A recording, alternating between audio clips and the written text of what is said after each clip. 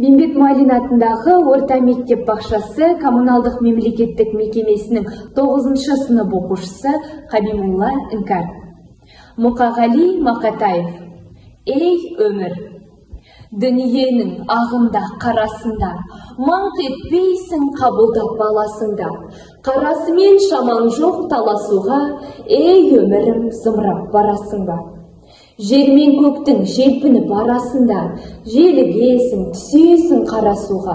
Құйын қуған қанбақтай аласыра, ей өмірім зымырап барасың ба? Мен отырмын теңіздің жағасында, бересім де жоқ оған аласымда. Мені тастап толқындар ағасың ба, толқындатып өмірім барасың ба?